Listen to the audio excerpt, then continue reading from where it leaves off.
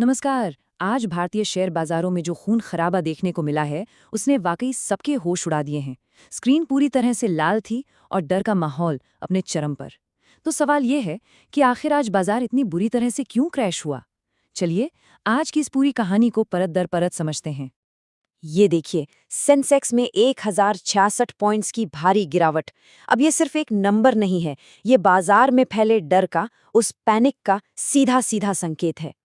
ठीक है, तो सबसे पहले जरा बड़ी तस्वीर पर नजर डालते हैं कि आखिर बेंचमार्क इंडेक्स का हाल रहा कैसा। सेंसेक्स 1066 अंक गिरकर 82,180 पर बंद हुआ। लेकिन इससे भी ज्यादा चिंता की बात है निफ्टी 50 के लिए। देखिए, निफ्टी ने अपना 25,250 का एक बहुत ही जरूरी सपोर्ट लेवल तोड़ दिया है। अब आप सोचेंगे ये सपोर्ट लेवल क्या होता है?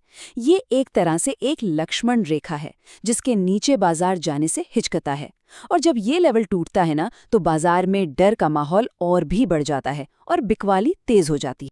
लेकिन आपको पता है, इस पूरी गिरावट का जो ट्रिगर है वो हमारे देश में नहीं बल्कि 7 समंदर पार दबाया गया। आइए देखते हैं कि आखिर वो कौन सी अंतर्राष्ट्रीय खबर थी जिसने इस आग में घी डालने का काम किया।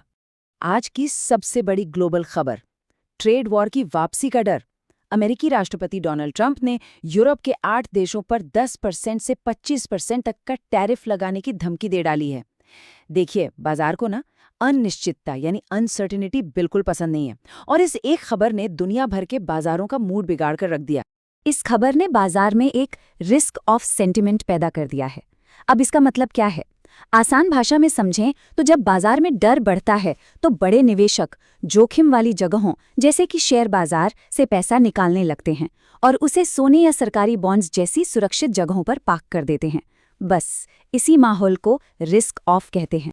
चलिए अब जरा आंकड़ों पर नजर डालते हैं। ये समझना बहुत जरूरी है कि इस डर के माहौल में पैसा आखिर कहाँ से निकल रहा है और कहाँ जा रहा है।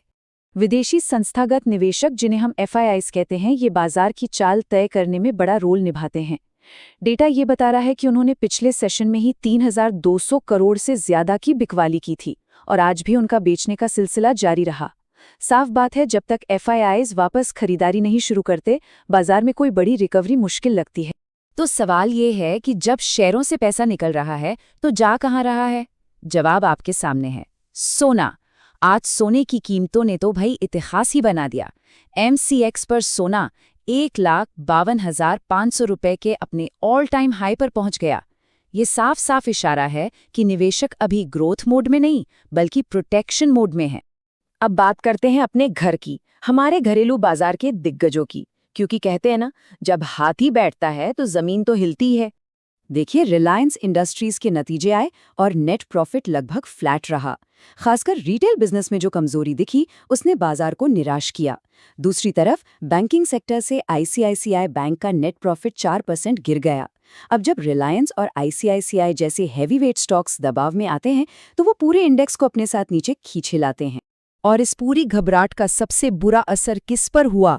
रियल एस्टेट सेक्टर पर। निफ्टी रियल्टी इंडेक्स आज 5% से ज्यादा टूट गया।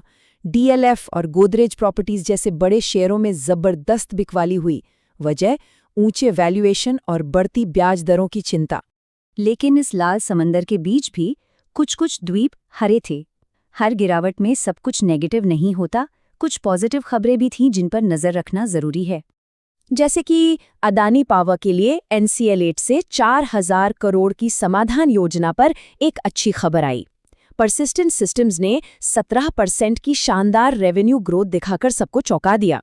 ये दिखाता है कि क्वालिटी कंपनियां मुश्किल समय में भी अच्छा कर सकती हैं। और तो और, इस भारी गिरावट के बीच लॉजिस्टिक्स कंपनी शैडोफैक्स का IPO भी खुला। तो आज की इस पूरी कहानी का निचोड़ क्या है?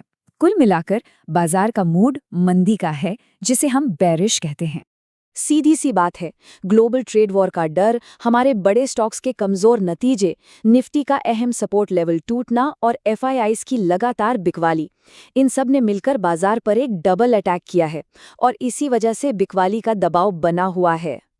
देखिए, ऐसे माहौल में भावनाओं में बहकर कोई भी फैसला लेना बहुत जोखिम भरा हो सकता है। जरूरी है कि डेटा को देखा जाए, जरूरी लेवल्स पर नजर रखी जाए और अपनी जोखिम लेने की क्षमता को समझा जाए। हमारा मकसद सिर्फ आप तक तथ्य पहुंचाना है, कोई खरीदने या बेचने की सलाह देना नहीं। और अब सबसे बड़ा सवाल यही है कि क्या निफ्टी 25,000 के इस मनोवैज्ञानिक स्तर को बचा पाएगा? इस सवाल पर आपकी क्या राय है नीचे कमेंट्स में ज़रूर बताइएगा। अगर हमारा ये निष्पक्ष और सीधा विश्लेषण पसंद आया हो तो इसे लाइक करें और बाजार की ऐसी ही सच्ची तस्वीर के लिए इस चैनल को सब्सक्राइब करना बिल्कुल ना भूलें।